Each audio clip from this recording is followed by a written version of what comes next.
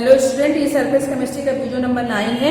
Last video में हम zeolites के बारे में बात कर रहे थे। हमने कहा था कि नेक्स्ट वीडियो में हम कोलाइडल सॉल्यूशन स्टार्ट करेंगे, तो उसको स्टार्ट करने से पहले हम एक थोड़ा सा टॉपिक देख लेते हैं। अब तक हमने कैटलिस्ट पढ़ा और एंजाइम पढ़ा, तो दैट इज हमारा नेक्स्ट टॉपिक क्या है, difference between enzyme and catalyst. थोड़ा सा इसको देख लेंगे। Difference between enzyme and catalyst. Enzymes और कैटलिस्ट के बीच में क्या अंतर है, हमें ये देखना है कि दोनों में क्या डिफरेंस है। तो दैट इज एंजाइम और इस तरफ आपका हो गया कैटलिस्ट। दोनों के बीच में हमें डिफरेंस देखना है, थोड़ा सा देख लेते हैं दोनों में क्या अंतर है। That is point number 1। सबसे पहले एंजाइम क्या होते हैं, एंजाइम कॉम्प्लेक्स स्ट्रक्चर होते हैं। Enzymes are complex in structure. Enzyme complex in, shortcut में लिखते हैं, एंजाइम कॉम्प्लेक्स स्ट्रक्चर का होता है, शॉर्टकट लिखते हैं। एंजाइम का जो स्ट्रक्चर होता है वो कैसा होता है, कॉम्प्लेक्स होता है, जबकि कैटलिस्ट का स्ट्रक्चर कैसा होता है, कैटलिस्ट सिंपल स्ट्रक्चर के होते हैं। सिंपल स्ट्रक्चर, इनका स्ट्रक्चर सिंपल होता है, जबकि एंजाइम का जो स्ट्रक्चर होता है वो कॉम्प्लेक्स होता है। क्लियर। नेक्स्ट, एंजाइम जो होते हैं, एंजाइम लिविंग सेल में प्रोड्यूस होते हैं, लिविंग बींग में प्रोड्यूस होते हैं। Enzymes are produced in living cell या लिविंग बींग। जीवित कोशिकाओं में एंजाइम प्रोड्यूस होते हैं। एंजाइम जो होते हैं वो लिविंग सेल में, लिविंग बॉडी में बनते हैं, जबकि कैटलिस्ट जो होते हैं they are not produced in living body. Catalysts are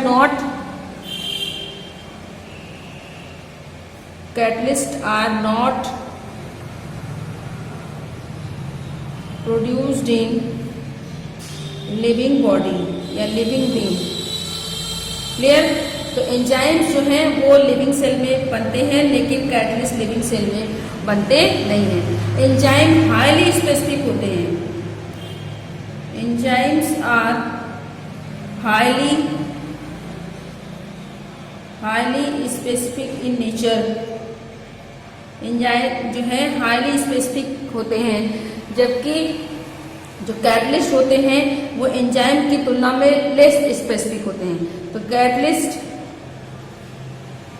catalyst are less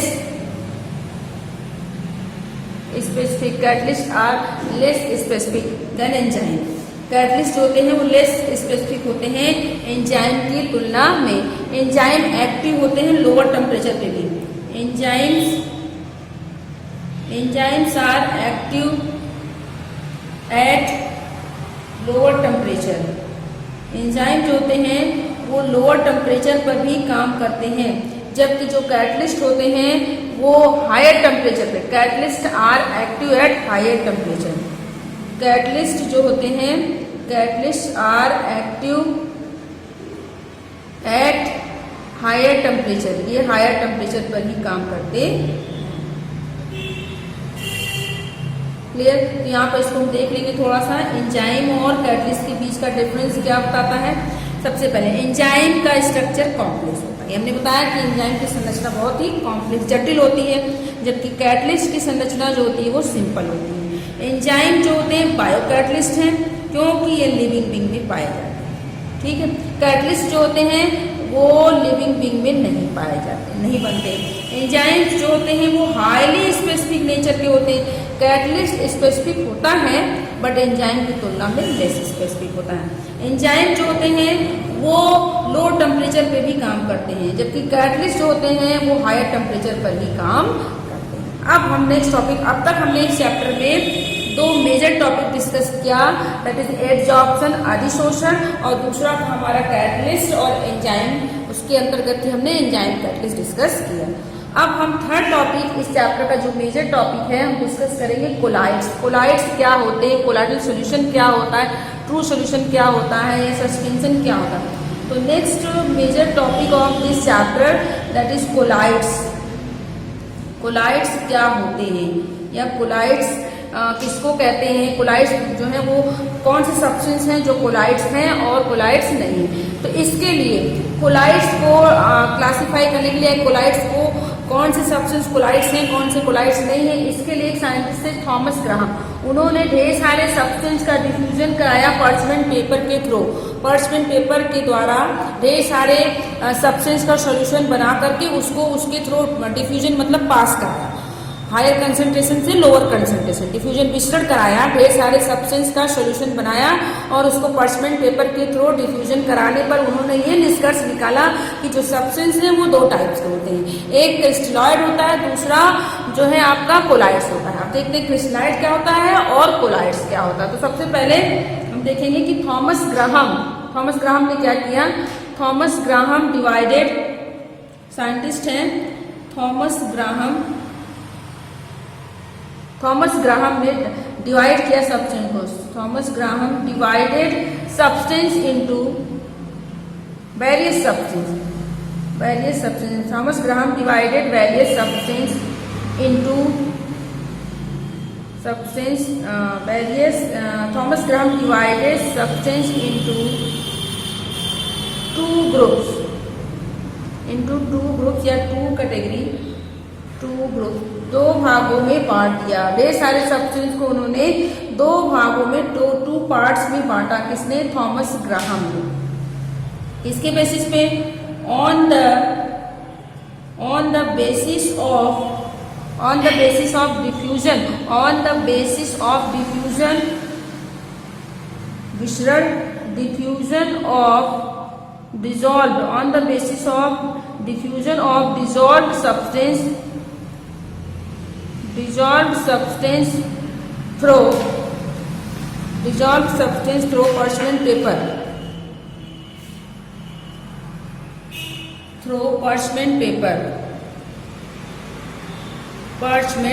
या parchment membrane। तो देखिए थॉमस ग्राहम ने क्या किया। थॉमस ग्राहम ने ढेर सारे सब्सटेंस का सॉल्यूशन बनाया, उसके बाद उन सब्सटेंस का मिश्रण कराया, किसके द्वारा, पर्चमेंट पेपर के द्वारा। तब उन्होंने सब्सटेंस को, जो उनको निष्कर्ष मिला, उस आधार पर उन्होंने पदार्थों को, सब्सटेंस को दो भागों में कैटेगराइज किया। फर्स्ट वन दैट इज कौन से हैं दो पार्ट आपके, first one that is crystalloid and second one is the colloid. First है क्रिस्टलॉइड एंड सेकेंड वन है colloids. Crystalloids and colloids, crystalloid और कोलाइड दो हैं। क्रिस्टलॉइड को बोलते हैं आपको क्रिस्टलाव और कोलाइड्स को कोलाइड्स कहते हैं। तो दो भागों में डिवाइड किया। अब हम देखेंगे कि what is crystalloid and colloid. Crystalloid क्या है और कोलाइड क्या है, कोलाइड्स क्या होते हैं। तो क्रिस्टलॉइड क्या होते हैं, तो क्रिस्टलॉइड वो सब्सटेंस हैं जो पर्चमेंट पेपर के द्वारा बड़े आसानी से डिफ्यूज हो जाते हैं। तो सब्सटेंस विच आर क्रिस्टलाइन, सबसे पहले ऐसे substance which are crystalline, substance which are crystalline and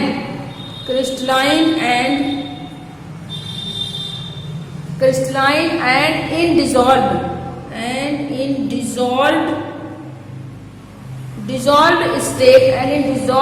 state substance जो कि क्रिस्टलाइन होते हैं और डिजॉल्व स्टेट में आसानी से, and in dissolve state easily, readily या easily passed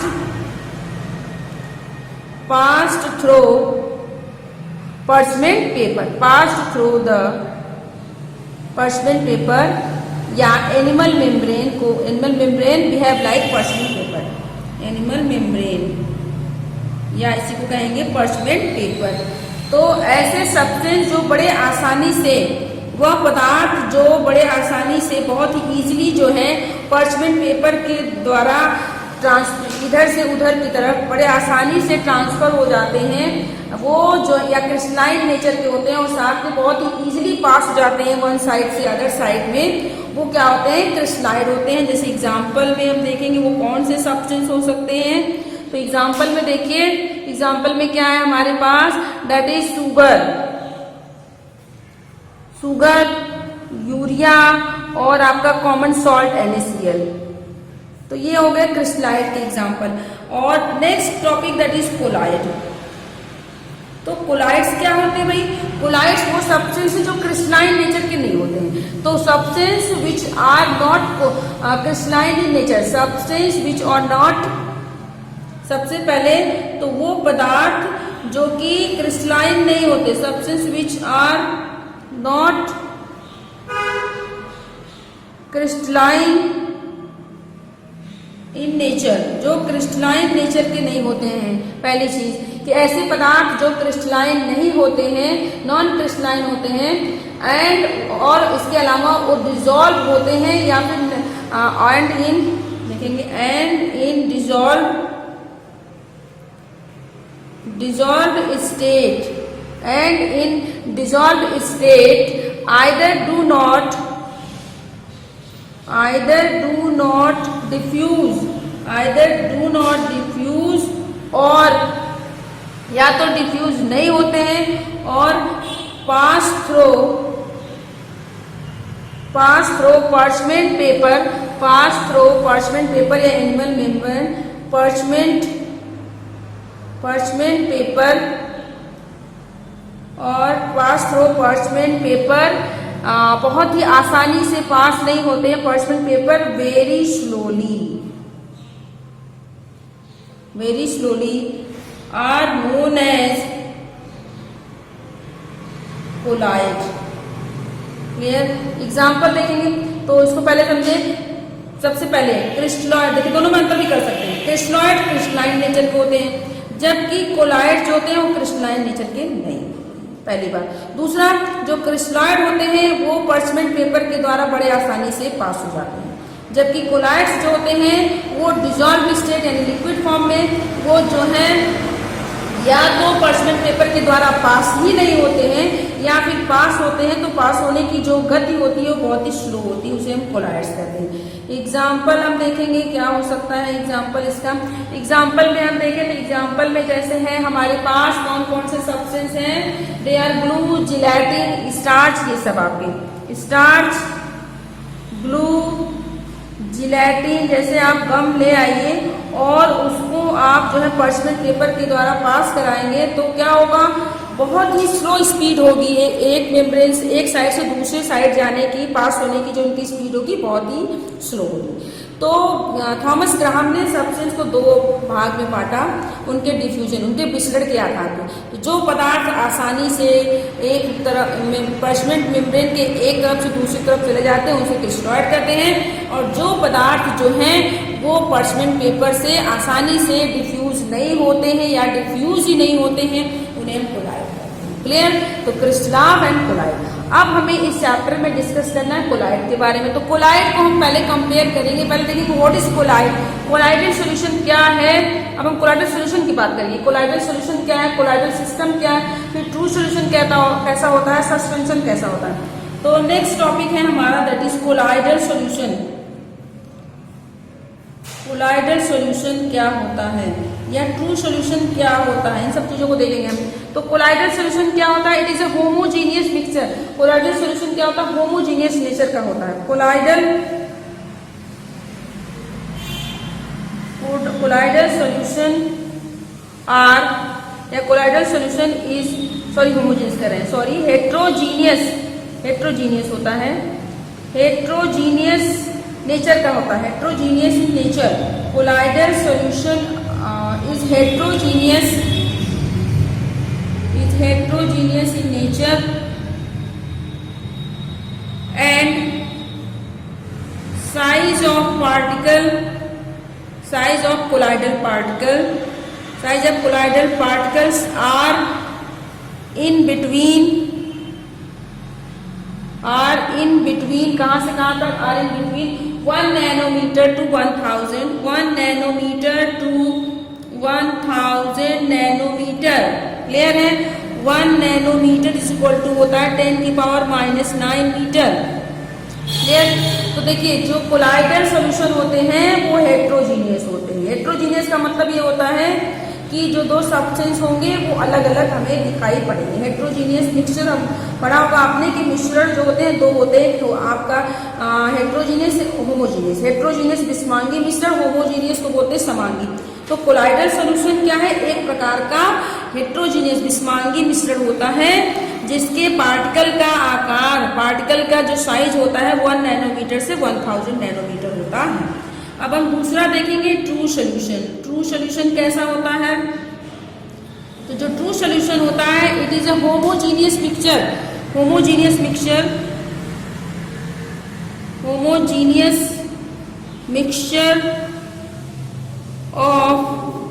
homogeneous mixture of two और more than two substance, two और मोर देन टू सब्सटेंस। अभी सॉल्यूशन हमने पढ़ा है तो वहां पे हमने जो भी पढ़ा सॉल्यूशन वो क्या था? ट्रू सॉल्यूशन था, कोलाइडल नहीं था बल्कि वो ट्रू सॉल्यूशन के बारे में डिस्कस किया। तो होमोजीनियस मिक्सचर ऑफ टू और more than two substance is called true solution. वास्तविक विलयन, इसको हम कहते हैं वास्तविक विलयन। तो वास्तविक विलयन क्या होता है? दो या दो से अधिक पदार्थों के समांगी मिश्रण को क्या कहते हैं हम? ट्रू सॉल्यूशन, वास्तविक विलयन कहते हैं।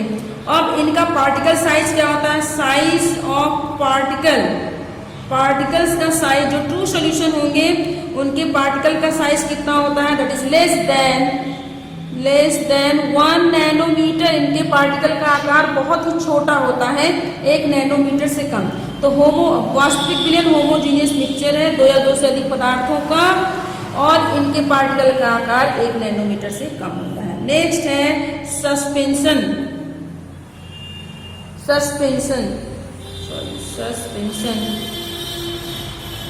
दैट इज सस्पेंशन या इसी को हम बोलते हैं निलंबन। सस्पेंशन क्या होता है? It is also homogeneous mixture. Suspension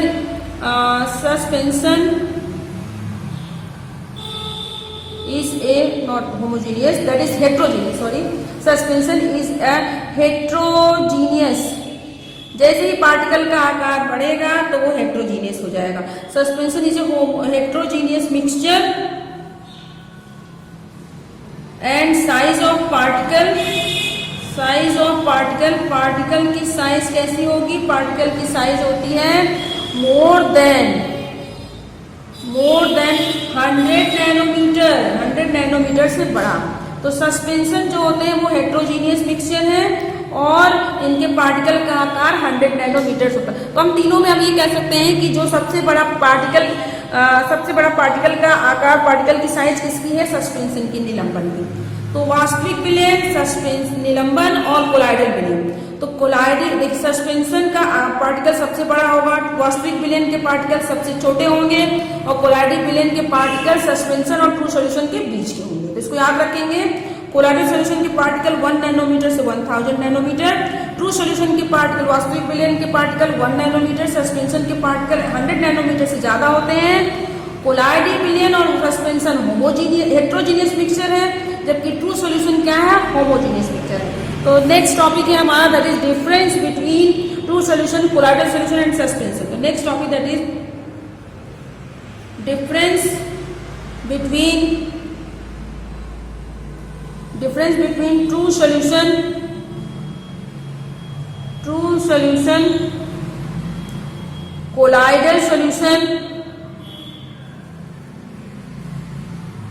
colloidal solution and suspension. तो हम डिस्कस करेंगे कि क्या अंतर है, कभी एग्जाम में पूछ लेता है कि वास्तविक विलयन, कोलाइडल विलयन और सस्पेंशन, निलंबन में क्या अंतर है। ये क्लास 9 में भी आपने पढ़ा होगा इन तीनों के बीच का डिफरेंस। तो यहाँ पर हम देख लेंगे थोड़ा सा डिटेल में क्या डिफरेंस है। पहले हम टेबल बनाएंगे that is true solution. First है हमारा ट्रू सॉल्यूशन, वास्तविक विलयन। नेक्स्ट है दैट इज कोलाइडल सॉल्यूशन और थर्ड वन है हमारा सस्पेंशन। तो देखिए हमने कोलाइडल सॉल्यूशन को बीच में लिखा है क्योंकि जो कोलाइडल सोल्यूशन है उसके पार्टिकल का आकार या उसकी सारी प्रॉपर्टी जो है ट्रू सोल्यूशन और सस्पेंशन के बीच की होती है। तो देखेंगे हम इसको पॉइंट वाइज। फर्स्ट पहला पॉइंट हम देखें कोलाइडल सोल्यूशन में। तो जो कोलाइडल सोल्यूशन होते हैं, कोलाइडल सोल्यूशन के पार्टिकल का आकार ट्रू सोल्यूशन के पार्टिकल का साइज, पार्टिकल साइज कितना होता है? Less than 1 nanometer. Clear? Colloidal solution का पार्टिकल का कैसा साइज होता है? ये होता है that is particle size colloidal solution के पार्टिकल का आकार कितना होता है? That is from 1 nanometer to 1000, 1 nanometer to 1000 nanometer. Clear? जबकि सस्पेंशन का पार्टिकल साइज कितना होता है? More than 100 nanometre. क्लियर है?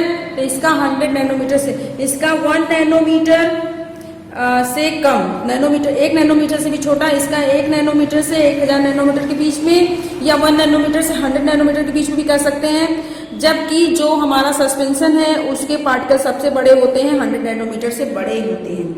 नेक्स्ट हम देखेंगे, नेक्स्ट हमारा है अगला डिफरेंस। ट्रू सोल्यूशन हमने क्या कहा? ये होमोजीनियस होता है, होमोजीनियस मिक्सचर है ये। क्लियर? जबकि ये क्या होता है? हेट्रोजीनियस मिक्सचर है। और सस्पेंशन भी हमारा क्या होता है? हेट्रोजीनियस मिक्सचर होता है। क्लियर? ये भी हमारा हेट्रोजीनियस मिक्सचर है। तो होमोजीनियस मिक्सचर होता है, और जो कोलाइडल सॉल्यूशन है हेट्रोजीनियस, और ये भी हेट्रोजीनियस होता है। क्लियर है? नेक्स्ट हम देखेंगे जो कोलाइडल जो ट्रू सॉल्यूशन होता है उसके सोल्यूट पार्टिकल, द सोल्यूट, क्योंकि सॉल्यूशन है तो सॉल्यूशन के 2 कंपोनेंट है, सोल्यूट एंड सॉल्वेंट। तो सोल्यूट जो है जिसकी क्वांटिटी कम होती है, और सॉल्यूशन जिसकी क्वांटिटी ज्यादा होती है। सोल्यूट जो कि सॉल्वेंट में डिसॉल्व होता है, चाहे वो ट्रू सॉल्यूशन, चाहे कोलाइडल, चाहे सस्पेंशन, तीनों के 2 कंपोनेंट हैं। क्योंकि सॉल्यूशन के 2 कंपोनेंट होते हैं, that is solute and solvent.